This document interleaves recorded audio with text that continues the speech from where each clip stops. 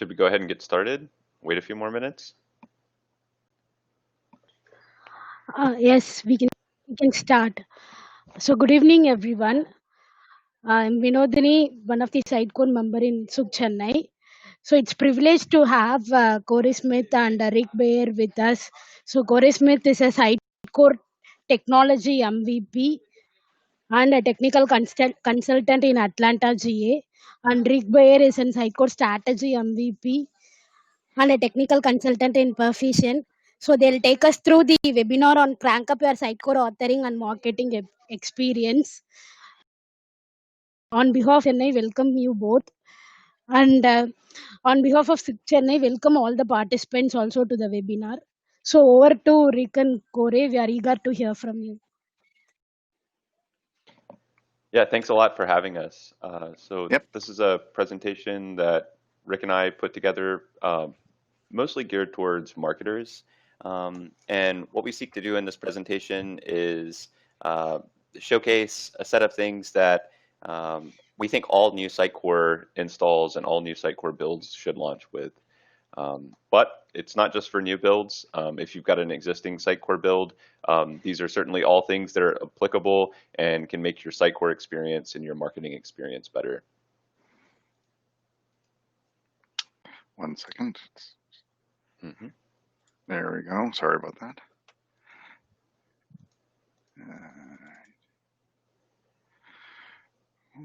Interesting. There we go. Sorry, Corey, I wasn't advancing. It's okay.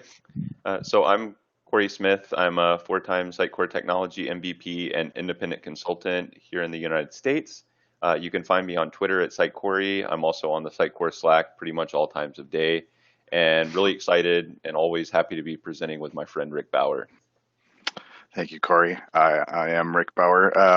Sitecore Strategy, also 4-time. I think we both started getting our MVPs the same year, but Sitecore Strategy MVP at Proficient, on Twitter as Sitecordial, and also on Slack.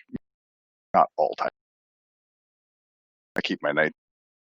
And one thing that Corey mentioned, it's marketer focused, but it's certainly not just for marketers. And this is one of the reasons Corey and I do like to work together. So basically taking that author, that marketer and developer perspective and putting them together and basically building it so we can, get the best of both worlds and put our heads together and solve for greater solutions with Sitecore. Yep. So let's dive in, and I'm going to start with a little alignment. This is really around marketing definitions and the elements that, these are your building blocks. This is broken up into distinct sections. Each section will end with a summary, which you can take a screenshot of. But before we dive into some of the enhancements that we've made and some of the thoughts that we like to share for going live with a launch, I just wanted to get some definite alignment on some of these building blocks because they are necessary, not only to get Sitecore marketing functioning properly, but also to take advantage of some of the enhancements that we've made. We did build a full site. We are going to be sticking to a deck just because it works better when you're certainly doing these over a webinar. But we built a full site based off of a fictional guitar store. So you'll see this fictional guitar store called Up to 11, and we're working on selling guitars, amps, basses, things like that. But just some understanding of how we built that, and then built it all fully functional, and then basically use that for screenshots for this deck. So that includes building out some default definitions, marketing definitions in the Sitecore marketing control panel. This is on this slide, you'll see 3 items categorized here. It's taxonomies, which I'll call marketing taxonomies, goals, and campaigns. And again, if you've ever watched any of my YouTube or heard me speak before, these are the basics. These are something that you need in place to start making analytics do what you expect it to do, not just show visits. So I always recommend setting up, at least take, there's the out-of-the-box channel items, both online and offline, that come under taxonomies, but building out some campaign groups. In this case, I did it by quarter and year. Doesn't have to be. These are all just tags, they're metadata. These are taxonomies are something you're going to then apply to goals and you're going to apply to campaigns. You can also apply them to assets if they're in the marketing control panel. And basically these tags will help drive the analytics just from a general, you can group a bunch of goals under one category, for example. So I could have in the product, goal facet 1, it says product, and there's electric guitar, acoustic guitar, bluegrass instruments, etc. I could have 100 goals, tied to one of those product categories, and that way my analytics will not only show me the individual goals, but the overarching categories. And then setting up those goals and those campaigns, you'll see that I have a lot of structure built in. So you'll see that up to 11 folder. That's the brand that I was talking about, this fictional guitar. And you'll see, for example, in the upper right hand, by engagement value scoring. Just all I want to draw is attention to the organization here. I highly recommend you launch or you improve your site by organizing not just a big folder of goals. Set some structure in place. This gets really important when it comes to multiple site builds or brands that have multiple sites. You'll definitely want to bucket these by site and then by either value or, in the case of campaigns, by channel perhaps. That way, once they start to get a little unwieldy, you'll be able to find them easier. And this will pertain to one of the improvements that we've made. Other than that, I would suggest a set of profiles to get going. This can be personas. You could also do it by product. Profiles are a great way where goals are something that when you create those, you use sparingly around your site. You really only want those goals to be those actual actions that somebody takes or a page-based goal. But profiles are something on all of your profiles on every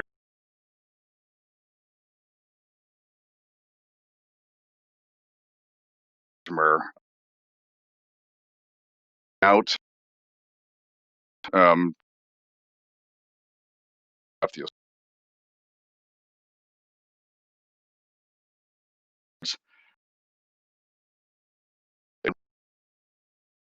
You'll see. This is so you don't. People always. Well, it's a profile. Are they locked into that and they're only content for time? You can prevent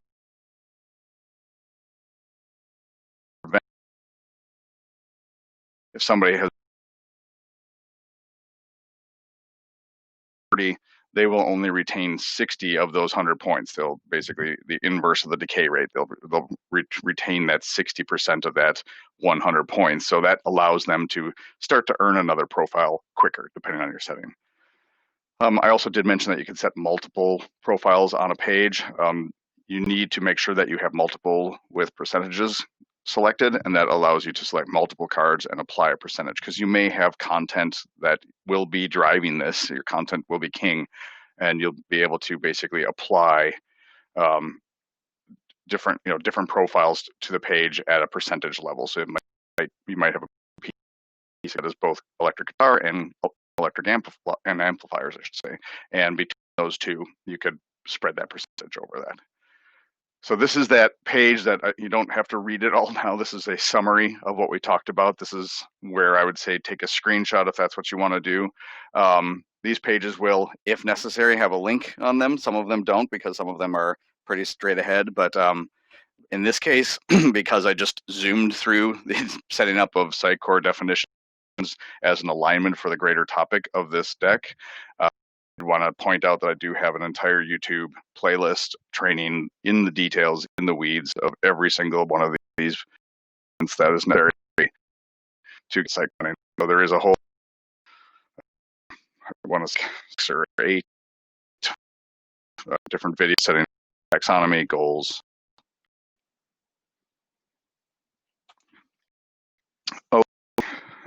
So let's look at governance, and I say yes, governance, because sometimes it's just a boring topic for marketers, certainly, but a really important one, and it's one of those that has actually grown more and more interesting to me over time.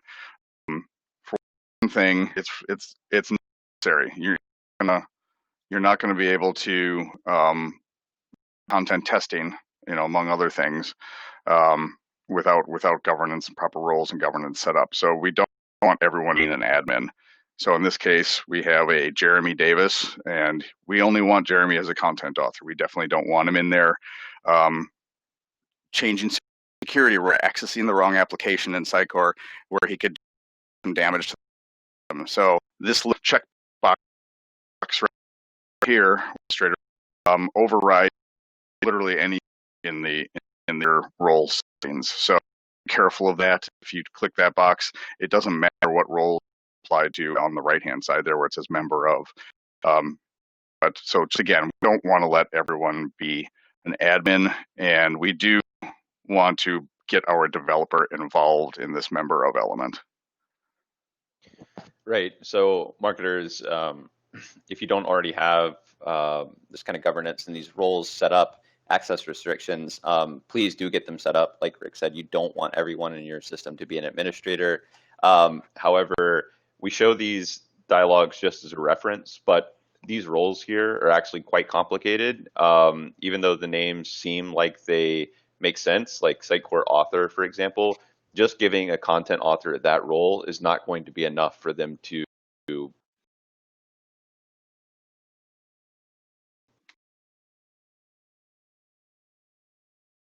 perform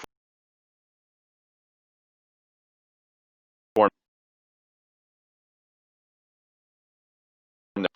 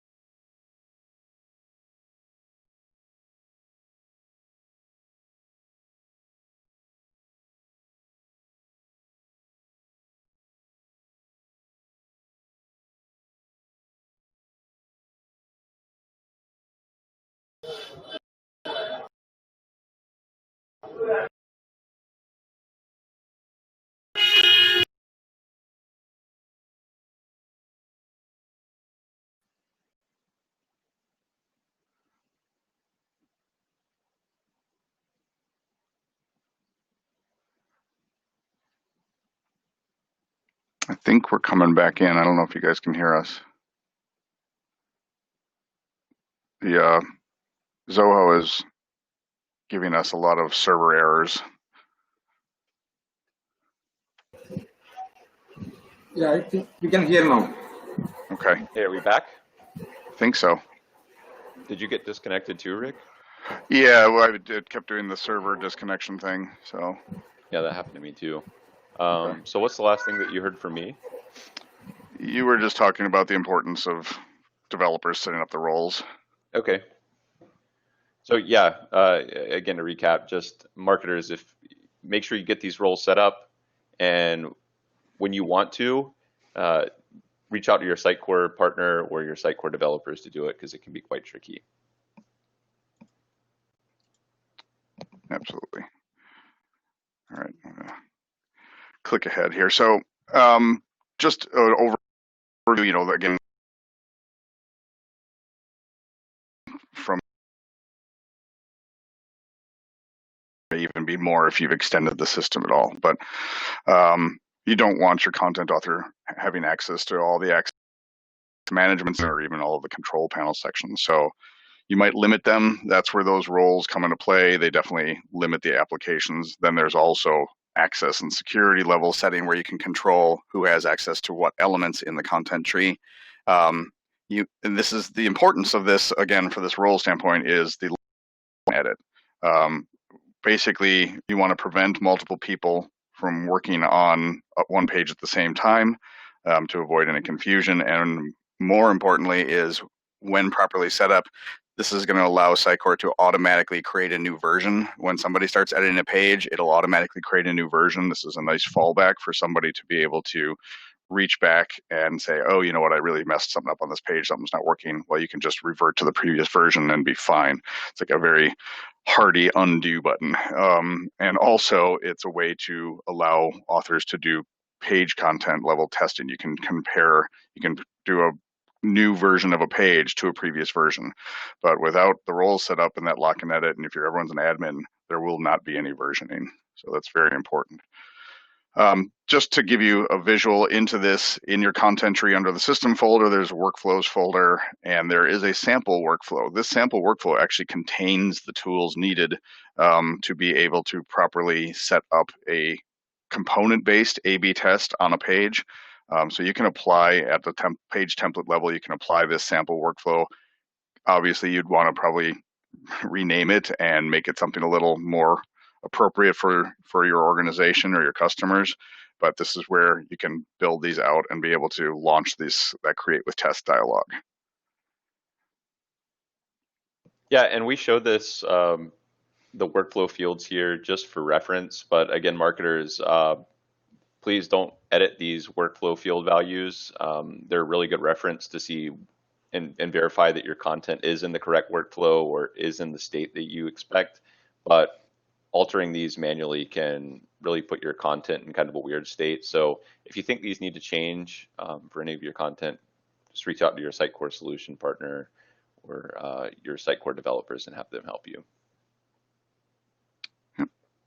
And just to give you another visual, this is the approve with test dialog in action. It'll show you that blue bar across the top of your content. It'll say, you know, hey, you've made some changes. Do you want to approve that with a test?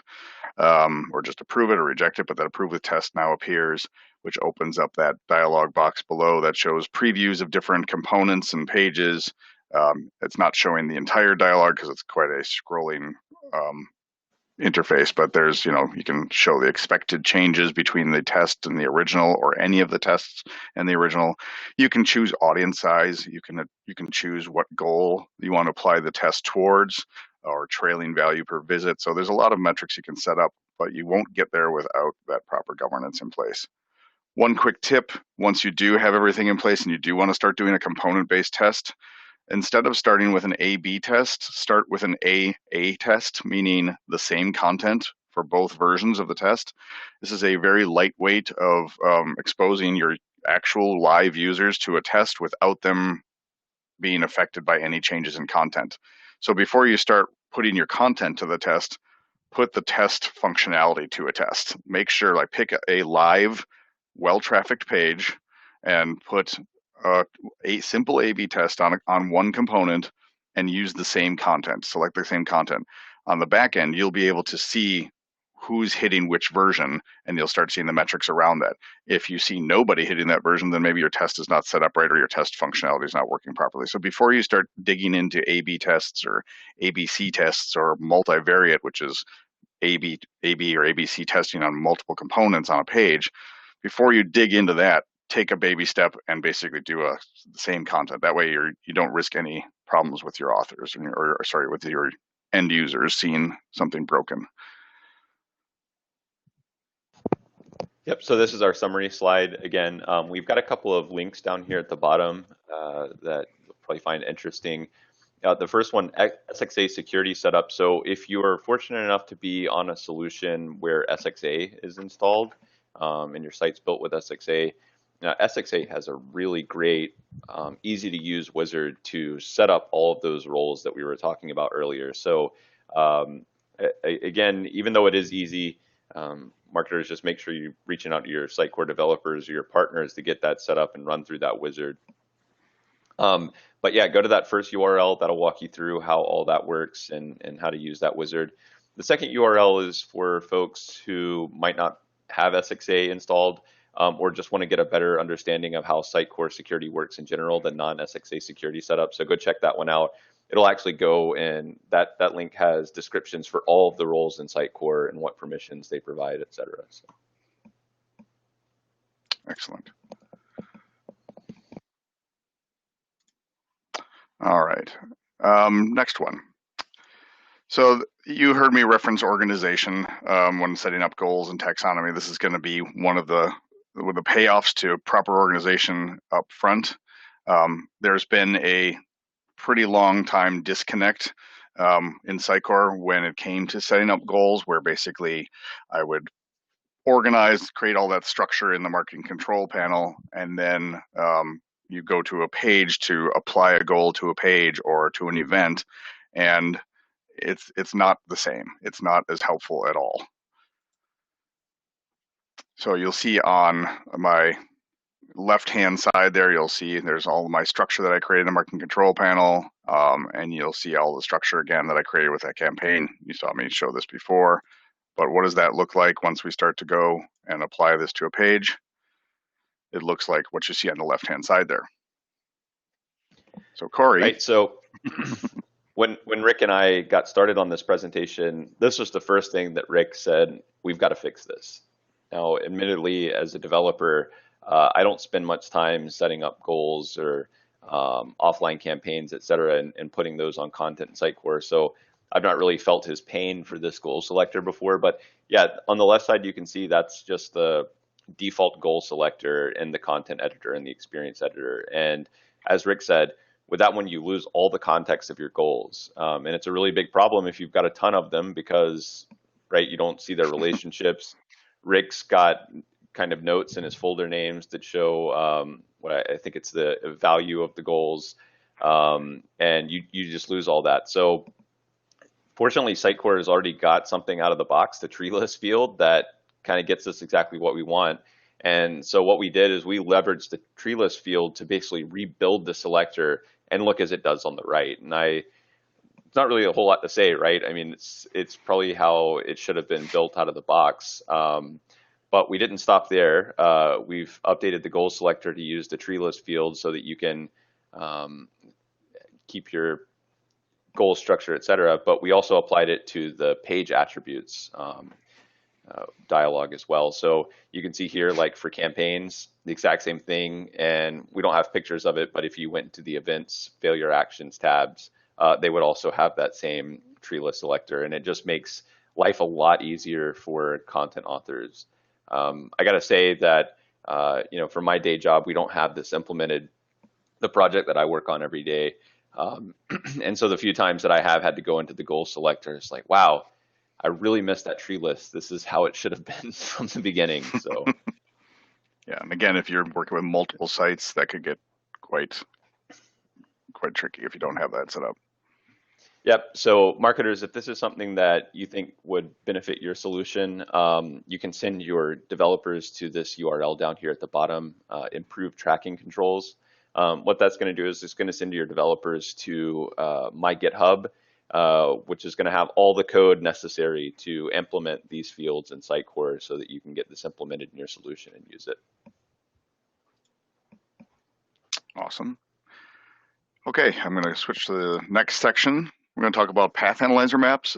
This is a great visualization tool for your marketers. Quite often, either in a demo phase of Sitecore or when they finally are up and running and have analytics running, this is a favorite for marketers. They love the visualization of this path analyzer. If you haven't seen it, definitely check it out. It, with data flowing properly, it can get pretty impressive with its data, and you may want to be able to trim some of that down, and that's really kind of what I want to focus on here, is how to make it even more usable for your marketers.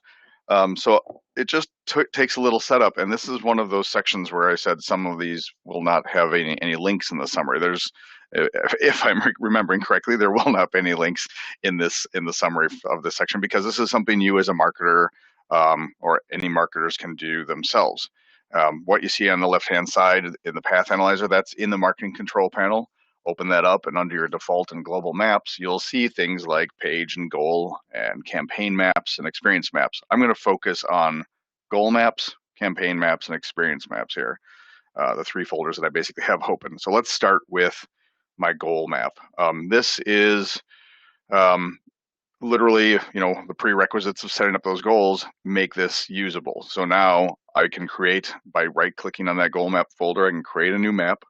And all I really have to do is select that target goal on the upper right-hand side. So in this case, I have a goal called Fender Top Shelf. It's people buying the expensive Fender guitars.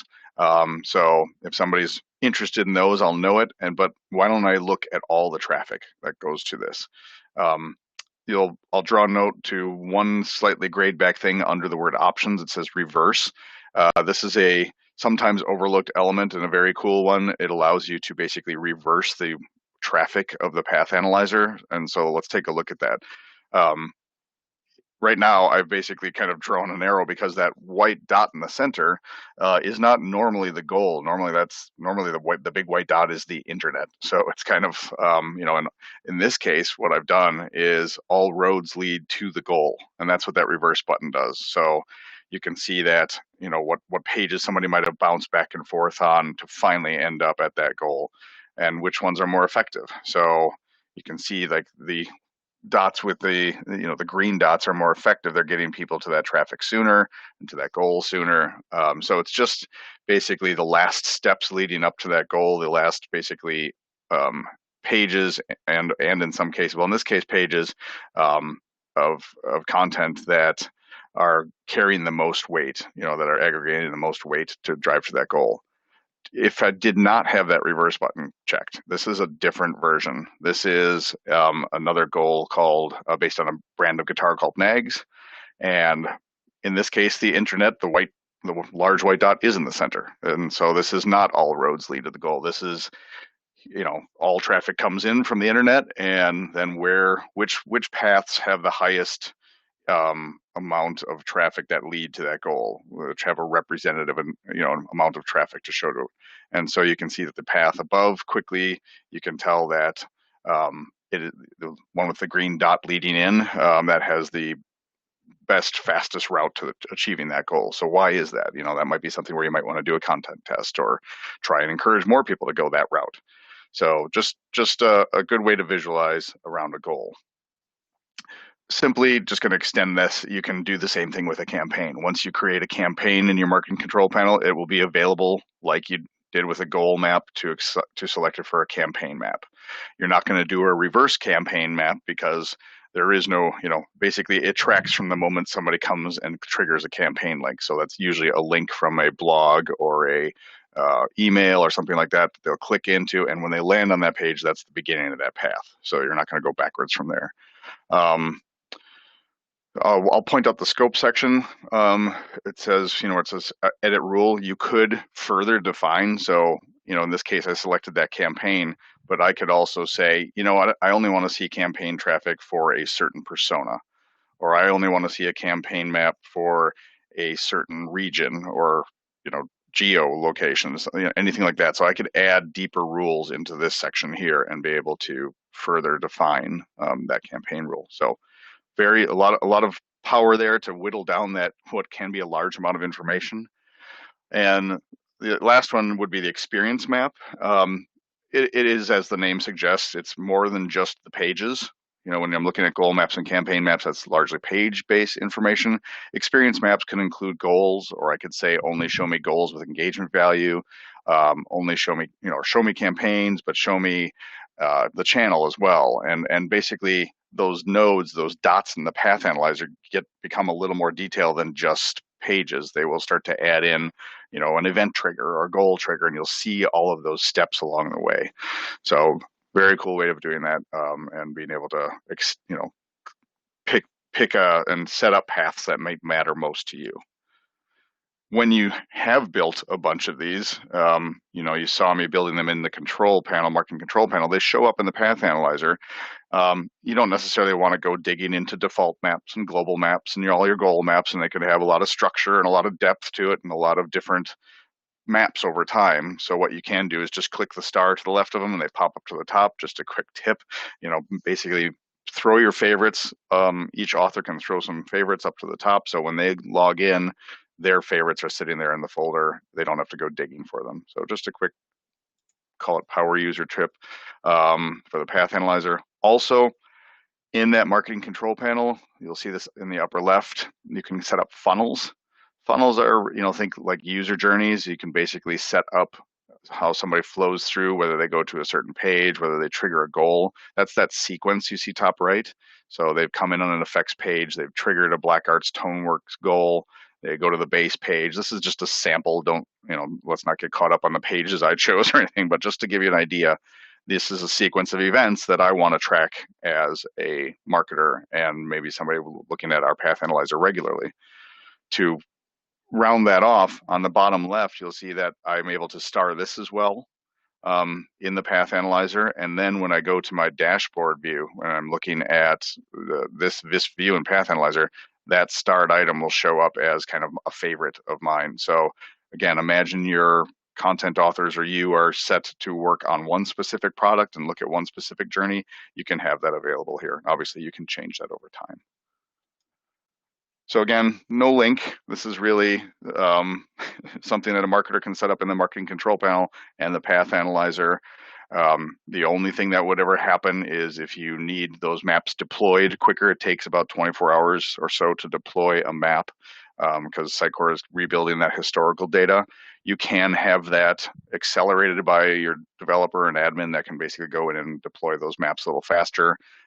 Also, clearly, if there's anything strange in your data, you might need some cleanup work there. I've sometimes seen a little too much detail in some of the nodes, and you basically or even I've seen item IDs in the names of those nodes. You'll want to have those cleaned up. So that's really the only reason you would need a developer in this.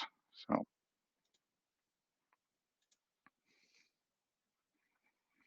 All right, next let's take a look at the experience profile and contact card enhancements in Sitecore. I think the experience profile is one of the kind of underrated features in Sitecore, really showcases Sitecore's capabilities as a personalization and analytics engine.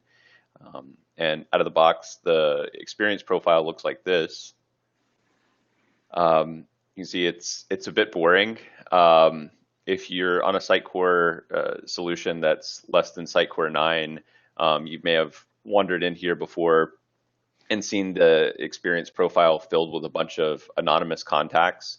Sitecore actually changed that behavior in Sitecore 9 so that anonymous contacts don't show up in the experience profile anymore. So if you're on a Sitecore 9 solution where you don't actually have it set up to identify contacts, you may not have any contacts in there. But kind of the interesting thing about the experience profile is that it's quite customizable by developers. And one of the things that developers can do to the experience profile to really spice it up and make it more interesting is add an avatar or an image profile to the contact card. Looks a lot like this, right? So for example, here we've got Bruce Davis Goff, and his contact card pops now. It's a lot more exciting just by having a profile picture. It doesn't add really any value to analytics necessarily, but it does make it a little bit more fun, kind of going through these contact cards and adding context to your visitors to your site. Now, the way that we did this is we used a service online called Gravatar. Gravatar is a free service. If you've ever set up a WordPress blog, then you've set up a Gravatar account. But basically, it's just a service online that allows you to associate an avatar with your email address. And then any service online can then go and use Gravatar to pull your avatar based on your email address, right? So if you signed up for a new service online before, and as soon as you signed up, you had an avatar picture and you were like, wow, where did that come from? I didn't upload one. There's a pretty good chance that that service went to Gravatar. And that's what we've done here for this solution. So we could just use Bruce's email address and get this lovely picture of him to show up. And that's kind of cool. So that way you don't have to get like your users to interact with your site, like uploading pictures or whatever, because a lot of times they probably don't even want to do that. But one of Gravatar's really killer features, in my opinion, is the fact that if your user doesn't have an avatar set up, maybe they do have a Gravatar account for their personal email address, but for their business email address, they've never set one up. Gravatar has default image options, and they look like this. So this is one of them. It's called RoboHash. And basically the way that this works is Gravatar has just got its service set up so that if someone doesn't have an avatar set explicitly, Gravatar will return you a unique image, in this case, a robot, that's completely unique to this email address. No other email address will have it. Anywhere else online that this email address is used with RoboHash, Gravatar will return the exact same image. And that's kind of cool because it kind of becomes that email address's identity. But Gravatar's got several options. Personally, I think that this is the best one that they offer is default images. But there's another one called Monster ID that looks like this. And it's a little bit lower quality, but looks a little bit more like Bruce probably. And yeah, so if you want to play around with the default options, those are there. And yeah, again, it just makes the contact card and the experience profile a little bit more interesting to use. So yeah, that's the experience profile avatar. Definitely think that's something that should be implemented. But now I want to direct your attention away from that and back up to that red bar that you see up at the top of the screen. It's just going off to the right forever that says unknown contact. I mentioned before in Sitecore 9, anonymous contacts are not shown in the experience profile anymore. So that timeline's kind of confusing, right? Because if you have to identify your contacts, if your developers have to implement some code to actually explicitly identify your contacts through a form or whatever, these contacts in your experience profile, this unknown contact text, it doesn't make sense because this contact is known to you. You've got some information about them. And fortunately, again, like I said before, all of this stuff is very customizable. So what this text actually represents is an era in this timeline. So this is called the experience profile timeline.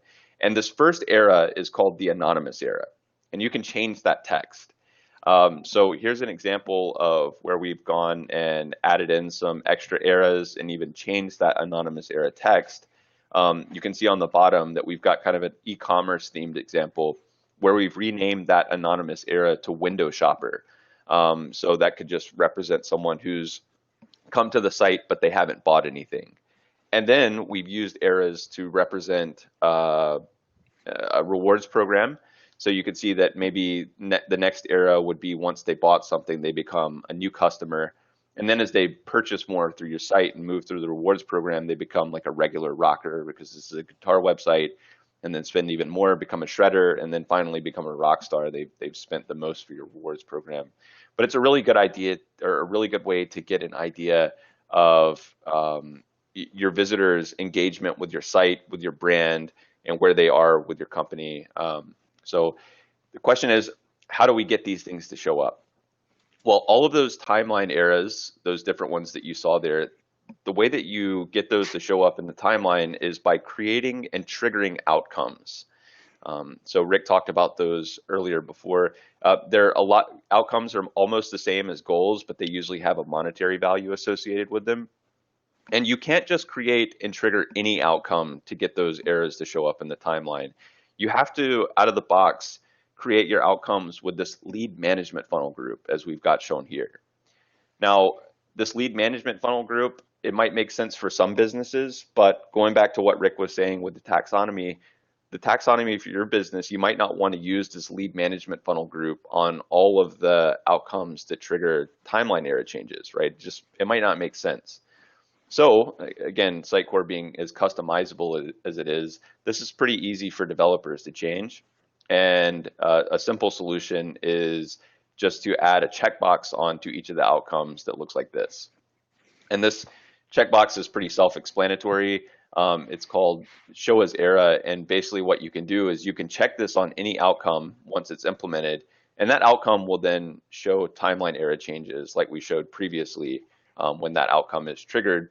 And you've got the added benefit that you can use any group, any taxonomy on your outcomes. So you can see, for example, on this one, we've changed the group to guitar shop. It's not lead management funnel anymore, but now that it's got that checkbox checked, it'll trigger timeline error changes in the timeline like we showed before. So really nice way to preserve your taxonomy or build one that makes more sense for your business. And I would call out that you want a group, at least you need that one group in there, right? Yep, exactly. So be very careful when you're creating outcomes in Sitecore. If you leave that group off, if you leave it blank, what'll happen is the timeline will show up as completely blank for any contact that's triggered that outcome. So if you ever run into a scenario where you go into the experience profile and you don't see the timeline showing up at the top, it's just a blank white bar, there's a pretty good chance that you've got an outcome in your content tree that doesn't have a group set. So always get in the habit of setting that. Yep, so grab a screenshot of the summary slide. At the bottom, we've got a couple of links. So marketers, if you want your developers to implement any of this stuff in your solution, that checkbox to make it so that you can trigger timeline error changes with any outcome, then send your developers to the link custom errors in the X profile. Again, that's going to go to my GitHub, where I've got all the code that shows the developers how to implement this. And then same thing, add Gravatar to X profile. If you want to start getting those avatars into the experience profile, that link there will take them to GitHub so that they can implement that on your solution. Cool. All right, we'll move through this one. I know we're getting tight on time, but there's the automation tool in Sitecore has been around for a few versions, and it's very cool, very powerful ways to, certainly work with email, but you can even use it, as I'm going to show you, without email, just to start to help define your users a little more. But one thing that has happened recently is Sitecore has added in some default templates basically to work with, and this is a nice add by Sitecore. It's just so 9.3, when you open it up, these are there. So not only do you have the titles and the actual workflows set up, but a handy description about how you might want to use this. So are you going to use exactly these workflows? Probably not. But you know what? It's a great way to learn how to start working with them and think of, just a good brainstorming tool to help consider some options. A lot of these tend to be commerce based, but not all of them. So it's just there's some good items in here, especially if you're on the latest version, to kind of dig in and take a look at. And this is one of them. This is what one of them looks like. Again, this is untouched, but basically, if somebody comes, into a certain point and triggers a goal, etc., you can see how they've worked a flow through this. Obviously, this is not fully wired up, because where you'll see like these, just the green dots with no explanation, these need to be associated with something. An email needs to be associated, or a list needs to be associated, but it's the starting place, and a really great one. So kudos to Sitecore for doing that as well. We talked about goals and outcomes and how we can, simply go in and start to set up some simple automation. And this is without having to worry about email, for example. So in this case, there's that Fender top shelf goal that I have been picking on so much. But and you'll even see on the right-hand side where it says enroll context based on. It's completing goals, events, or outcomes. So right there, I can immediately pick a goal or one of those outcomes that Corey was just talking about, and use that to be the starting point. That's basically the main listener for this automation. As soon as somebody triggers that, they're going to be thrown into this flow. And again, no email, it's just looking for page visits. So I'm saying, hey, if in a day they visit the guitar product page, increase their engagement value. If then in a day they look at an amplifier product page, increase their engagement value, and so on and so on. And I can start to do that, and I could create, I could change their profile settings at the end or something like that. And ultimately I could move them into another campaign that might start. Maybe that is an email campaign or some other, automation that might be useful to engage that user over time and certainly help us understand them a little bit more. One of the, I feel like, newer and maybe a little overlooked tools I wanted to point out here is with working with personalization and marketing automation. So here I have basically a wait, a delay time phase I've added delays into the workflow. So this is a 1-day delay for my effects path. This is just the guitar effects in marketing automation, and it's the second yes. So if they've said yes at the second path, thus my name, 1-day delay FX MA yes 2. It's a little cryptic, but it's just a way for me to know what node they're in this path. So I've created this delay, but I can actually use this when it comes to personalization, and it's really cool. There's this set when you're building up your personalization rule stack on a component. If you've ever worked with that, if you haven't, again, I'll point you to that YouTube channel. It's got the whole personalization setup piece. But this rule stack you see on the left, there's a section, a group in there called marketing automation that ties, as you would expect, right, to Sitecore's marketing automation. And there's this bottom one that says where the contact is currently enrolled and waiting in the specific activity of the specific automation campaign. And so here I can select that actual activity that I was just talking about, that 1-day delay FX MAES2. So now I can basically show somebody a piece of content that is in an automation flow. So imagine that they're just traversing the site and they're in a hold in a delay pattern, and I can start when they would come back to like a home page at any point within that day, for example.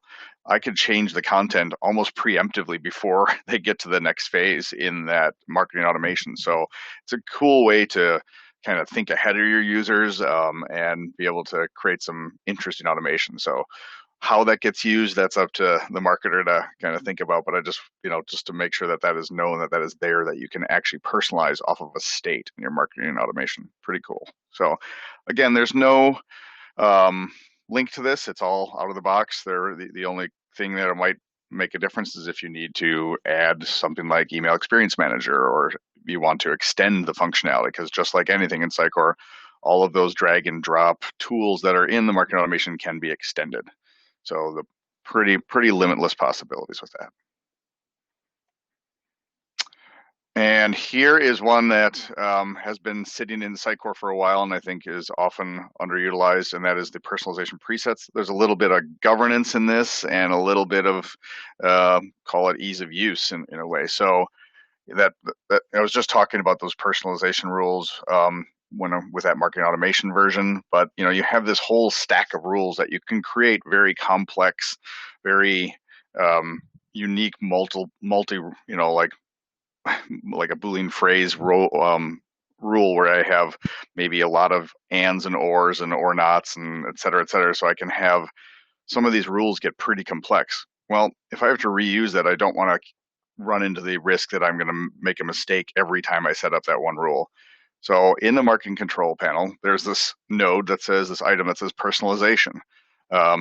It's really, I've always wondered why it was there, because you don't really need it, but it's cool because there's just a little way to utilize it and extend the power of Sitecore, and that is predefined rules.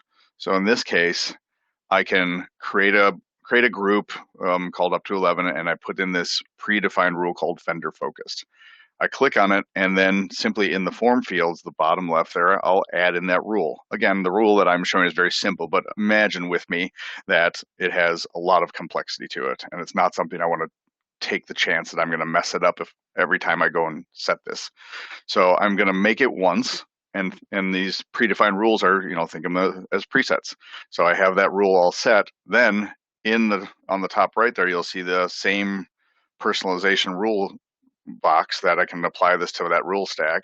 And the first one, the very first one at the top, is predefined rules. And I can just say where the predefined rule is true, that clicks it down to the bottom, and I click on set that up, and then I can basically say, reference that vendor focused predefined rule, and now in the bottom left you'll see it's where vendor focused.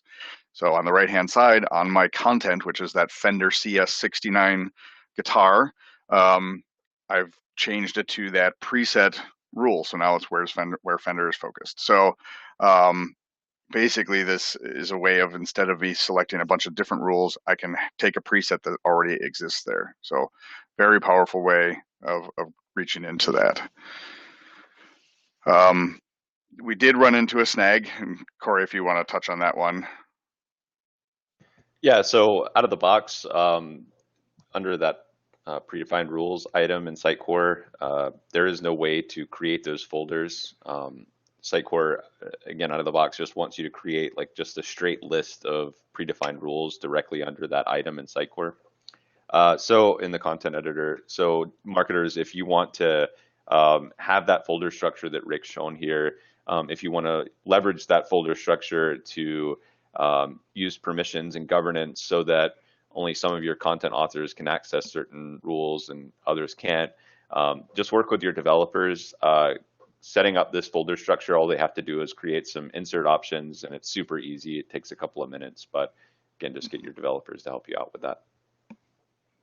And this rules folder, don't worry about it.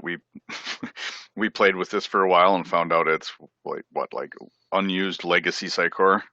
Yeah, so just ignore that folder. It doesn't do anything. All right, and then last but not least, this was, I think Corey said the first thing I came to them with was the goal structure. This was the other one. Spending a lot of time with marketers, asking them, to create goals and envision their taxonomy and their goals and get that all set. And then when we're all done, telling them that really the only thing they can do by themselves is apply those to pages is a little limiting to them. So I was like, how can we extend that further? I already knew that we could set a goal on a Sitecore form, so that was one nice step. But that's the form. What about just like a button click somewhere on a page? I just want to be able to use that. So, what I'm going to show you is not anything that's too custom in any way. It's just thinking ahead and using the tools that Sitecore has given us to extend the functionality a little better. And that is going to be a button-only form. So first thing I want to point out is when you are setting up forms in Sitecore Forms, you have the ability to hit this Settings tab and apply an icon. So right now you'll see I have that Gibson, that Les Paul Gold Top guitar with a little button banner on it. So basically, when I go to select these later on, they'll show up as images. It becomes a little more manageable when you're going to have, if you start using this like I hope people would use this, you'd have a lot of these different buttons. So first of all, set that up. But then what we want to do is we want to basically set some styling first of all. And you don't set some styling, have your developer do that. Yeah, so work with your developer to tell you what to go in that CSS class field. As you can see, it can get pretty wild. We had, just to make this button look and fit in with all the other buttons on our pages, we had to put this really long CSS class for our website. You're going to have something unique to your website. Again, just ask your developers and they can help you get that set up. If you don't put that in there, your buttons are going to look really out of place on your page. Right. Yeah, because that's the idea here, is we want this to be seamless to the user. So definitely get that class set up properly. And then you're going to go to your submit actions. You'll have that button clicked on your form because it's the only element in your form. Click on that and go to your submit actions and hit the plus button. And you're going to add in this case, we're triggering a goal. I could do the same thing with an outcome. And then I'm going to redirect them to another page. We definitely want to make sure we have that order right. You don't want to redirect before the other actions because then those things will not happen. It'll just redirect them to the page and it's gone. So you can see the list on the left. There's definitely some functionality there that you can work with. There are some missing pieces that you might need help with. Yeah, so it can't do everything out of the box. But again, Sitecore being a very extensible platform, if there's something that you want to happen custom when one of these buttons is clicked, you can work with your developers and they can develop a custom submit action like we've done here. So everything in this list that you see is out of the box except for that download media option at the bottom. When we were playing with this, we found that there's actually no way to have someone click on one of these buttons and download a PDF, for example, and that's something really easy your developers could implement if that would be at all applicable to your site. Yep. So now that we've got this button built, the rest of it comes down to proper planning when you're architecting the site. For a non-SXA site, it's thinking about your components. It's like, so here we have essentially 4 promo components. But one of them we've made a form card. So it's basically, just another way to think about your component library when building it, and it has a placeholder for an MVC form. So instead of having the button or the link button there to build out, it has a placeholder. For an SXA version, you'd have your promos, but you would have a promo variant that would basically be a form promo. So it's just a little planning and setting up that placeholder. That's really all that's coming together on this. So now there's my 4 cards. I drag on that MVC form into it, and you'll see through the styling that it looks identical. So it's gonna look and feel to the user like the exact same thing. So there's not really a lot of surprise going on here when your user clicks in. And again, it's not it's a form button from Sitecore's standpoint, but to the user, they're clicking on a button and it's redirecting to a page. So it's an event, it's a click, it's just navigation essentially. But now I, as a content author, suddenly had the ability to extend what I can do with goals. And this is what I looked like at that point. I'm very happy. So that was, simply taking those forms and thinking ahead. I'm thinking ahead on my components. So if this is something that you're gonna, if your team is definitely going to be big into the marketing aspect and setting up goals, consider this as an option for them, because it'll give them a lot of extended use besides just page-based goals. And again, you might need to have some extra actions added to that submit action drop down, but that'll still get you a long way. So that is it. I know we're right on the hour, so we wanted to thank you for having us and appreciate your time. Yep, thanks a lot for having us.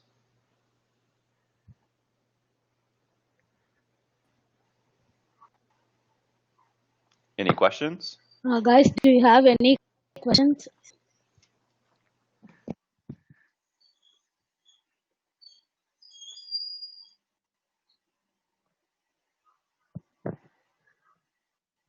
Okay, I think the concept were exactly clear, so there were no questions, I guess. Thank you, Corey and Rick, for such a wonderful webinar. It means a lot, because it's good to know more about extending the out of box feature also. Thank you for such an amazing webinar. Thank you very much. Thank you very much. Appreciate it. Thank to all the participants also. All right. Good evening.